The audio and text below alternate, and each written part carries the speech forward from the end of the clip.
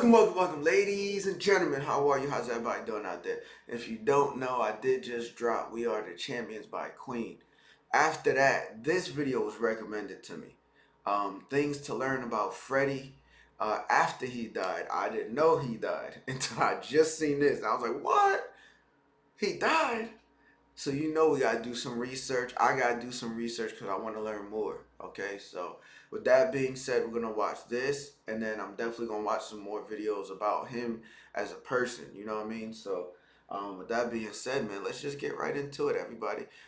Smash that sub button, and thank you for all love and support. I really do appreciate it. You know the goal, 20K subs. We on the way. We at 16. We on the way. Slowly but surely, but what y'all could do is really help me out. Just smash that sub button and let's run these numbers up, okay? I'm gonna be here for y'all, man. I'm not stopping, and we're gonna keep these videos, the Queen videos, rolling, and then you already know we're gonna branch out to a lot of different other bands, singers, artists, and you know, just the music world. So let's get into this. Freddie Mercury made his mark with a legendary singing voice, a memorable strut, and a larger-than-life stage presence. But as out there as his public persona was, he kept a lot of big things to himself. From his nights on the town with Princess Diana to the real reason he could sing so well, here are the most remarkable things we learned about Freddie Mercury after he died.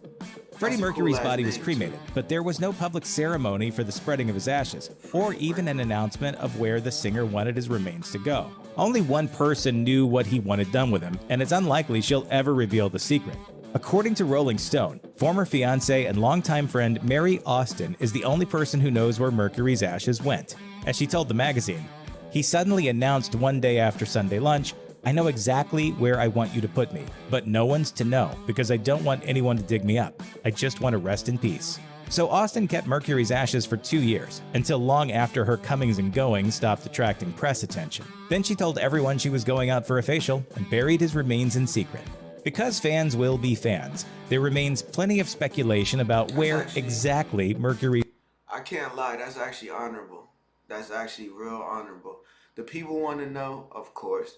But at the end of the day, it was his decision. And if he said, look, don't tell nobody, leave me be, I want to be in peace, you got to respect it, man. It's crazy to know that. It's probably fans that really try to find out and probably go to different sites to try to find his ashes. It's crazy. But, you know what I mean? You got to leave people their wishes, man. Everybody, leave that man alone. Let him rest, man.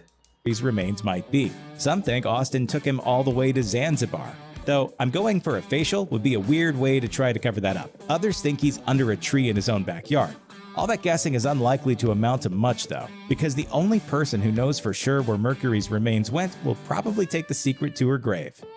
In the 1980s, it wasn't uncommon for people who suspected they might have been exposed to HIV to just not want to know for sure if they had the virus. At the time, HIV was a death sentence. Now, people are encouraged to get tested for the disease and do what they can to avoid passing it to others. But in Mercury's time, much about the virus's nature was unknown.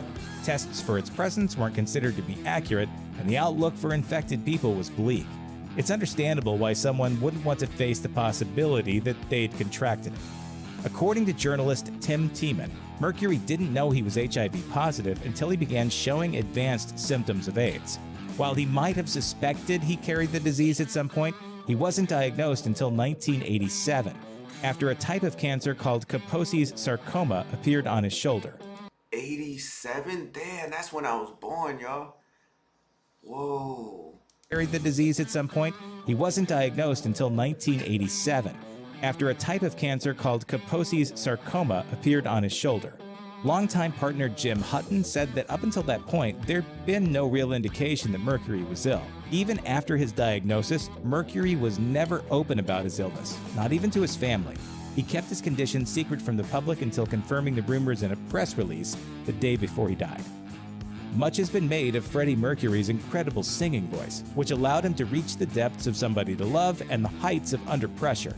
His vocal range has been rumored to span 4 octaves, and remained so impressive that in 2016, it inspired a team of scientists to look into its biological source. Mercury professed a belief that his voice's special quality came from his unusual teeth. That's why he never tried to have his overbite corrected, despite being self-conscious about it. But the 2016 study concluded that it wasn't his teeth behind his vocal range, but rather his vestibular folds. These are a pair of membranes located just above the vocal cords, which are sometimes called false vocal cords, as they're not typically used for making sound. Mercury could use his to create subharmonic vibration, which is how he produced that growl he's famous for. Whether or not his voice was really capable of hitting 4 octaves is something the scientists weren't able to determine. So that aspect of Mercury's talent remains a subject of debate for music fans. Freddie Mercury was able to navigate the line between celebrity and privacy with grace, but for some famous people, being anonymous is almost impossible. Lady Diana Spencer, Princess of Wales, was one of the most notoriously harassed celebrities of her time, and the constant media attention was especially hard on her. According to Rolling Stone, Mercury befriended Diana in the mid-1980s and sympathized with her situation. Along with some friends, he conspired to take her out for a paparazzi-free night on the town. They disguised Di in drag by dressing her in an army jacket, aviator sunglasses, and a leather cap, after which they snuck her into the most raucous gay bar in London. The plot worked flawlessly. The bar patrons were so dazzled by Mercury and his friends that they paid no attention to the princess, who was able to spend the entire evening incognito. Diana was so thrilled with the experience that she told Mercury and his friends that she hoped to do it again. Because Mercury was one of the first celebrity AIDS victims, people are often surprised to hear that he was once engaged to a woman and that she remained very close to him even after he started having relationships exclusively with men. While the Bohemian Rhapsody movie glossed over a lot of things, this aspect was pretty accurate. Even though they never married, Mercury often referred to Mary Austin as his wife, and in a 1985 interview he once said, "All my lovers ask me why they couldn't replace Mary, but it's simply impossible. I couldn't fall in love with a man the same way I did with Mary." Mercury was involved with Jim Hutton for the 7 years prior to his death, but he left the former hairdresser with a pittance compared to what he reportedly left to Mary Austin. She received the bulk of his estate, including his money, his mansion, and his recording royalties.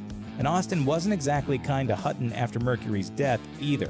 In fact, she kicked him out of the house shortly after the singer's passing. Hutton ended up taking the £500,000 Mercury left him and used it to build a home in his native Ireland, where he remained until his death in 2010.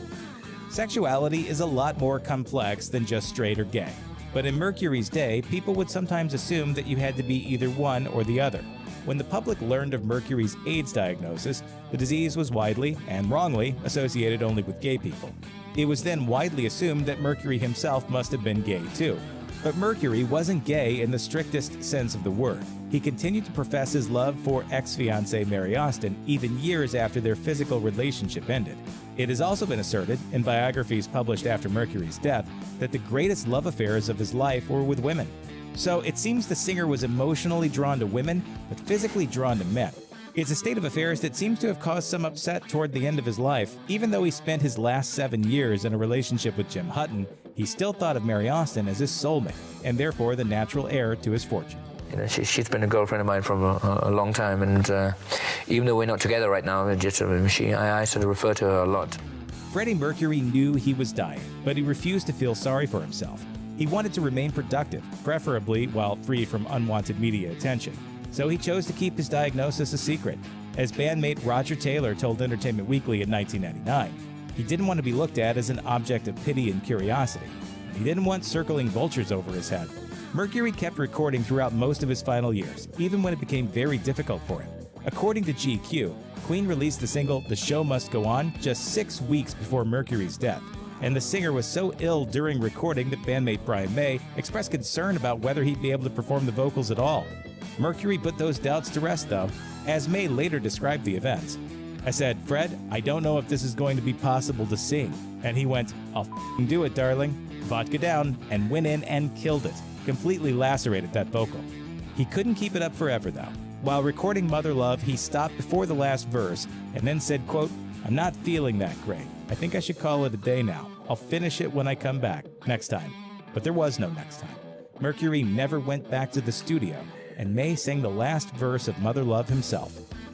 Mercury's bombastic stage reputation didn't follow him into his personal life, or even into his relationship with his bandmates. It's said that Mercury was really the most level-headed of the bunch, especially when it came to disagreements between his fellow band members, which were evidently quite common. Mercury once said the band, quote, "argued about everything, even the air that we breathed." Yet somehow the band persisted through it all. According to writer Leslie Ann Jones' biography of Mercury's life, the frontman was usually the guy who ended up keeping the peace, an assessment the bandmates agreed with. As Brian May recalled in 2007, "It was normally Roger and I who were at opposite ends. Everyone thinks that Freddie was difficult. Actually, Freddie was great. He was a great diplomat." We argue a lot, we fight a lot, but in the end, you know, what really is the key feature is that we must come up with some product. Freddie Mercury was friends with Michael Jackson for a time, and the two intended to Bro, he had big time Prince. Imagine Princess Diana and Michael Jackson being like two of your good friends. Damn, man. He seemed like such a good guy, man. This video actually makes me sad, man, because I'm just learning about the band and the group. Like I said, I didn't know he died. I didn't know why. Of course, now I do. But damn, man. Such an amazing talent. Damn, back then they didn't have the technology and stuff, but he probably would have still been around, man. Damn. Freddie Mercury was friends with Michael Jackson for a time, and the two intended to record music together at some point. But as it turns out, Mercury was just too wild and crazy for Jackson's tastes. That's right, the guy who owned a chimpanzee once tried to buy Marvel Comics and had dreams of building himself a giant robot replica thought Freddie Mercury was too wild and crazy to hang out with. According to Mercury himself, quoted in Leslie Ann Jones' biography, the two musicians made efforts to record several songs together, but could never really find the time to finish the tracks. The 3 songs they worked on together, Victory, State of Shock, and There's More to Life Than This, ended up being completed without each other's involvement on their own albums. Ultimately, the two stars had a falling out, supposedly after Jackson took offense to Mercury doing too much cocaine in his living room. I think one of the tracks would have been on the Thriller album if I'd finished it, but I missed out. The HIV virus doesn't kill directly. It attacks the immune system, which makes it possible for secondary infections to move in. That's what makes AIDS such an insidious illness. It's not a single disease, but rather a lot of diseases. And the symptoms patients end up showing are all specific to the viruses, bacteria, fungal organisms, and other microbes that the individual patient is exposed to. Kaposi's sarcoma, which was Freddie Mercury's first symptom, is a cancer caused by the human herpes virus 8, which wouldn't cause symptoms in a person who has a healthy immune system. As the symptoms of AIDS progressed throughout his body, Mercury developed other horrifying complications. In 2017, guitarist Brian May told the Sunday Times magazine that one of Mercury's ugliest symptoms was in his foot. As May told the publication, tragically, there was very little left of it. Once he showed it to us at dinner, and he said, "Oh, Brian, I'm sorry I've upset you by showing you that." Ultimately, the singer was killed by pneumonia brought on by complications from AIDS, a relatively common end for an exceptionally uncommon person. Check out our newest videos right here. Plus, even more grunge videos about your favorite stuff are coming soon. Subscribe to our YouTube channel and hit the bell so you don't miss a single himself. Damn, yo. Damn, man. Imagine him and Mike on...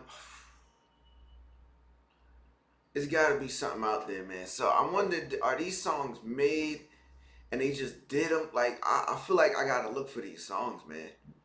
I don't know if they even, like, clearly they was working on it, but they, like, is it done? Like, can I hear it? And like I said, I gotta watch this movie, y'all. Let me know in the comments where. Is it on Netflix, Hulu, where? Because now, let me see, I'm working a 24-hour shift. I don't know why I did that to myself. And let me see. I'm working a 24-hour shift. My next day off will be Saturday, I believe. So with that being said, ladies and gentlemen, I gotta make it a point. I gotta really watch this movie. I can't wait. That's definitely gonna be a movie. Now I'm gonna get the popcorn and everything because I want to see this. But ladies and gentlemen, you already know we're gonna keep watching videos. We're gonna keep reacting. And like I said, man, more Queen on the way. I'm gonna try to get a list of like their top 10 songs, and we'll do that. With that being said, ladies and gentlemen, and we'll do more videos like this too. So with that being said, y'all, smash that sub button. This wasn't the happiest video, but listen, man, it gives me insight, and you know what I mean, I get to know more behind the music. So that's why I like doing these, and hopefully y'all enjoy them. Let me know if you do. But I'm out, and I will see y'all on the next one. Smash that sub button. 20K subs. We on the way. Let's get it.